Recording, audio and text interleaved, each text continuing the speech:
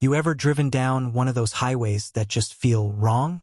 Like you can't explain why, but something about the silence doesn't feel empty, it feels watched. That's exactly what Jason, a 27-year-old truck driver from Nevada, felt one quiet midnight. He was hauling cargo through the desert, long straight stretches of nothing but dirt, wind, and darkness. The only light came from his truck headlights cutting through the dust. The hum of the engine, the faint rattle of loose tools behind the seat. It was hypnotic. He glanced at the clock, 12:03 a.m., and that's when the weirdness began. At first, it was subtle. Flickering lights far up the road. Faint, bluish, almost like another truck's hazard lights. Jason relaxed a little. Finally, someone else out here, he muttered. But just as quickly as they appeared, they vanished. He frowned, leaning forward. Maybe it was a mirage. Maybe heat waves. But this was the middle of the night. There shouldn't be heat waves. Then his radio started crackling. Static. Followed by something that made his stomach twist. Whispering. He froze, turning the knob, trying to clear the signal, but it only got louder. It almost sounded like a voice trying to form words. Something faint. Something wet. Jason laughed nervously, trying to brush it off. Probably just interference. He turned the radio off completely. But then, from behind him, the same whisper. Faint. Soft. Coming from inside the cab. He slammed on the brakes. Heart hammering. He grabbed his flashlight, jumped out, and checked the trailer. Nothing. Just the cool desert wind brushing against the metal sides of the truck. The silence out there was unnatural. Not even a single cricket.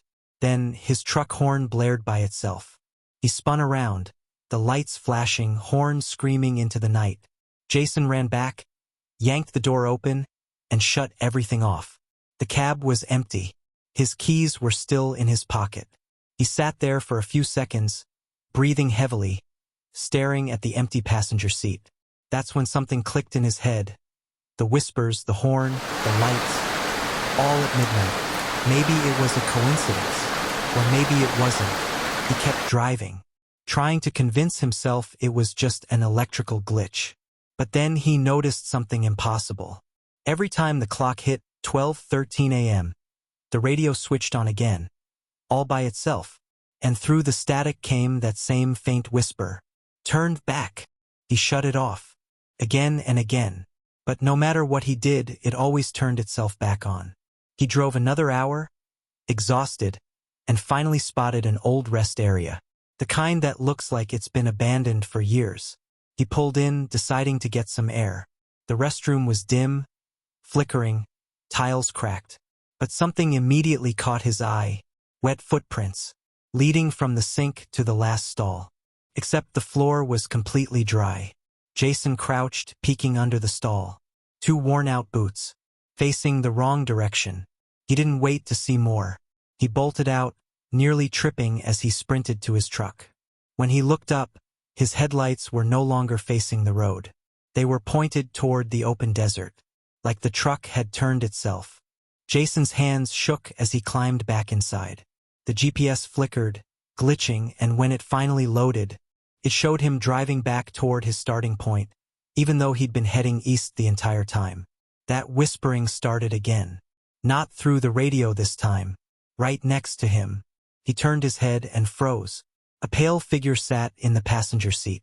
Eyes wide open, mouth moving just slightly. Whispering the same words from the radio. You were warned.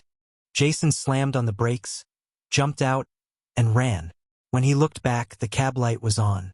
But the seat was empty. He must have blacked out. Because when he opened his eyes again, the sun was rising.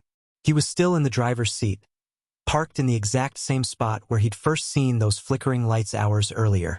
He blinked in confusion. His clock read 12:03 a.m. again. His logbook blank after midnight. The fuel gauge untouched, like he hadn't moved at all. When he finally made it to the next town, he asked the locals about that stretch of highway. An old mechanic looked up from his coffee and said quietly, "You mean the one past mile marker 113? Nobody drives that after midnight." Jason just nodded. He didn't ask why. But from that night on, every time he took that route, his truck would always stall at the same time. 12:03 a.m. Right where the flickering lights appear. Maybe it's a glitch in time. Maybe something or someone is still trapped out there, reliving the same moment over and over again. So, if you're ever driving through the desert and your radio starts whispering things you can't understand, or your headlights flicker for no reason, just remember Jason's story. And maybe don't look in the passenger seat. If you're still here, you're exactly the kind of person I make these stories for. So before you go to bed tonight, hit that subscribe button, because there are many more true midnight encounters waiting for you. And trust me, you won't want to face them alone.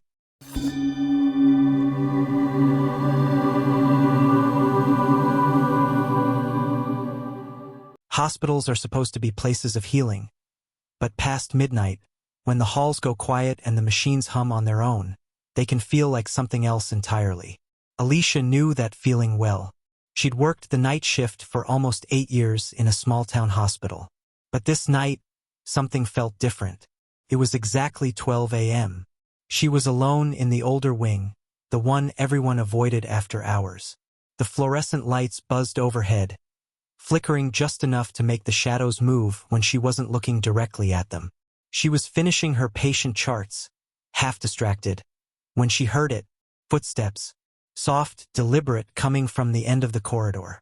Alicia froze, glancing down the hallway. No one. She called out, her voice echoing against the sterile walls. Hello? Security? The footsteps stopped.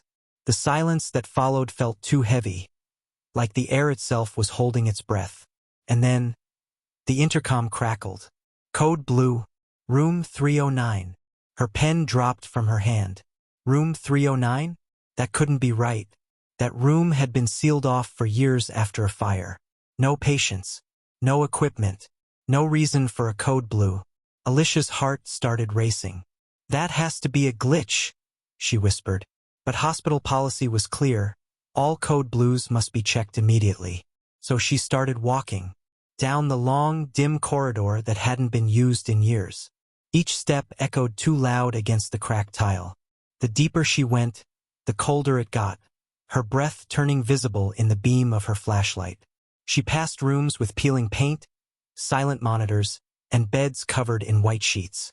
The smell of disinfectant had long been replaced by dust and decay. Finally, she saw it.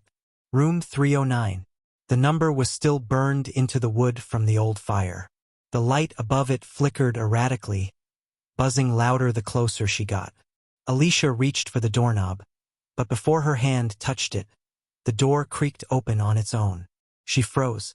Her mind screamed to turn back, but her training said otherwise. Inside, everything was coated in dust. The old hospital bed sat in the middle of the room. The metal frame melted on one side, like it had survived hell itself. Then, she heard it. A faint cough. Someone struggling to breathe. Alicia's instincts kicked in. Hello? Who's there? Are you hurt? The sound came again, louder this time, from right beside the bed.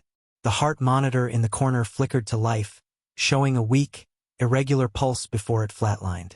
Beep! Alicia rushed to the bed, but when she looked down, there was no one there. Just the impression of something on the mattress, like someone had just been lying there. Then, right before her eyes, a handprint appeared on the bed rail. A human handprint, slowly pressing in and fading away. Alicia backed toward the door, her flashlight shaking. This isn't real, she whispered. This isn't real. But then, footsteps again. Behind her this time, closer. She turned slowly, and standing in the doorway was a man. Hospital gown. Burn scars twisting up one side of his face.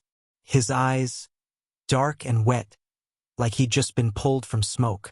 He took one slow step forward and whispered, "You didn't save me." And then he was gone, just vanished into the air, leaving only the smell of burnt fabric behind. Alicia stumbled out into the hallway, panic flooding her chest. She turned left, hallway. Turned right, same hallway. Every direction she ran led her back to the same door. Room 309. The intercom burst to life again. Code Blue, Room 309. Code Blue, Room 309. The lights started flickering violently, buzzing so loud it sounded like screaming. Alicia dropped to her knees, covering her ears, crying out for someone to help. But no one came. And when she opened her eyes again, everything went black. Hours later, when her coworkers came in for the morning shift, they found Alicia sitting on the floor near room 309. Her eyes were wide, unfocused, her uniform covered in ash and dust. She kept mumbling the same words over and over again. He wanted help. He wanted help. The staff rushed her to the ER. But physically, she was fine. It was her mind that wouldn't come back. Later that day, the hospital administrator checked the security footage, expecting to see Alicia in that abandoned wing. But she never appeared. Not once. Instead, at exactly 12 a.m., the heart monitor in room 309 turned on by itself and stayed active for 13 minutes. When they checked the log, the machine had recorded an actual heartbeat, 43 BPM, before flatlining again. To this day, room 309 remains locked. But sometimes, staff claim they still hear that intercom at midnight. Code Blue, room 309. And when they check the hallway, they find fresh footprints leading right up to the door.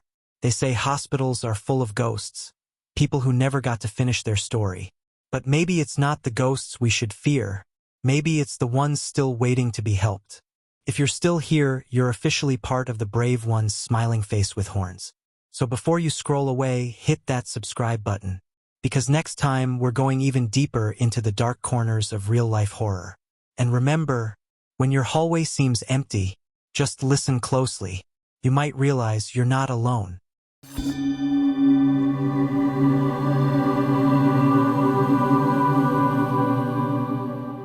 It was Daniel's last night on duty before his long-awaited vacation. The storm outside painted streaks of lightning across the sky, and the rain fell in relentless sheets, drumming against the windows of the old apartment complex. Inside the security office, Daniel sat in front of a wall of CCTV screens, the soft hum of electronics filling the silence. The clock struck 12 a.m. He sighed, sipping the last of his cold coffee. Just 6 more hours, he muttered, stretching his legs. Everything looked normal. Empty hallways, closed apartment doors, a few flickering exit signs. But then one feed caught his eye. The lobby camera showed the main door creaking open, slowly. The wind wasn't strong enough to do that. Daniel squinted at the screen. No one entered. The door simply opened, and stayed that way. He leaned forward, mumbling to himself, probably just a bad sensor. But then, on camera 4, a dark shadow slid across the hallway floor. Rising tension.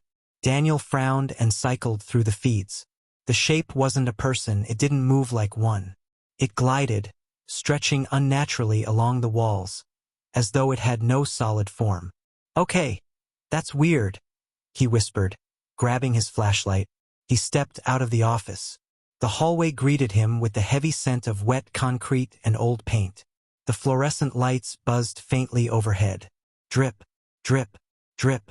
Somewhere down the corridor, water leaked from the ceiling into a small puddle. The building was quiet, too quiet. As Daniel reached the elevator lobby, another sound broke through, soft crying. It came from the direction of apartment 406. His stomach tightened. That unit was supposed to be empty, under renovation for weeks. Strange occurrences. Daniel walked carefully toward the door, his boots echoing against the tiles. The crying grew clearer, childlike but distant. He called out, "Hello? Is someone in there?" The crying stopped. He waited. Only the hum of lights remained. Slowly, he slid his key into the lock and pushed open the door. Inside, the air was cold, unnaturally cold. His breath fogged in front of him. The apartment was nearly empty, except for a single wooden chair in the corner and a pile of old children's toys, scattered and coated in dust. He crouched beside them. The toys looked ancient. Plastic dolls, faded blocks, a toy car missing its wheels. And then, faint click. One of the toys, a wind-up doll, began to move. Its head turned toward him with a slow, mechanical creak. Daniel froze. The doll's glass eyes reflected the flickering ceiling light. He backed away, whispering, "Nope, not tonight." The radio call. His handheld radio suddenly hissed to life. "Daniel, you copy?" He pressed the button. "Yeah, I'm here."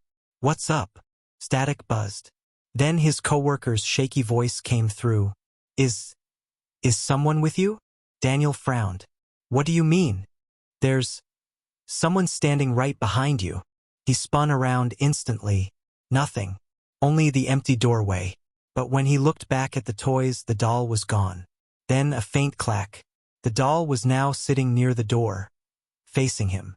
Back in the control room, Daniel ran back to the control office, slamming the door behind him. His pulse hammered in his chest. He rewound the CCTV footage of apartment 406, desperate for an explanation. The grainy video showed him entering the room, shining his flashlight around. Nothing unusual at first. But then, in the far corner of the frame, something moved. A woman, hair dripping, dressed in a soaked white gown, stood behind him. In her hand, she held a small child. Daniel's breath caught. What the hell? Their faces were blurred, distorted, almost smudged by static. The video glitched and cut off at exactly 12:13 a.m., right when his coworker had called him. The call. Just as he leaned back in disbelief, his phone rang. No caller ID. He hesitated, then answered. "Hello." A faint child's voice whispered through the line. "We're still here." Then silence. He dropped the phone, trembling. This had to be some sick prank. It had to be. But then the lights in the office dimmed. The CCTV monitors flickered one by one, switching to static, except for one. Camera 9. The lobby. Through the grainy feed, Daniel saw the woman and child standing by the door. The woman tilted her head toward the camera, as if she knew he was watching. The child slowly raised a hand and waved. Then the screen went black. Climax. Daniel grabbed his flashlight again, trying to convince himself to leave. But something inside him whispered, "Check one more time." He stepped out into the hallway. The building felt heavier, darker. The storm outside howled like a warning. He reached the elevator, pressed the button. The doors opened immediately, though he hadn't heard it move. Inside, the light flickered. The smell of damp earth filled the small space. He stepped in and pressed L for the lobby. The doors began to close, but a small hand caught them before they shut. Daniel's heart nearly stopped. A little girl stood there, soaking wet, staring up at him. Her lips trembled as she said, "Mommy wants to play." The elevator went dark, ending. When morning came, the building manager found Daniel asleep in his chair, still in the security office. He was clutching his phone tightly, eyes open, staring blankly at the CCTV screens. The monitors replayed hours of footage showing him sitting alone, talking and gesturing to thin air. But when the manager looked closely at the reflection in the glass door behind Daniel, two faint silhouettes stood there the whole night. A woman and a child. Every time lightning flashed, they seemed a little closer. And if you slow the footage down, you can just barely see the little girl's lips move, whispering something. "We're still here. Candle, if you made it this far, you're braver than most." Imagine sitting in that chair, watching shadows that aren't supposed to exist. If stories like this keep your heart racing and your lights on at night, hit that subscribe button now, because we have many more true midnight encounters coming your way. And remember, the next time your phone rings at midnight from an unknown number, maybe don't answer.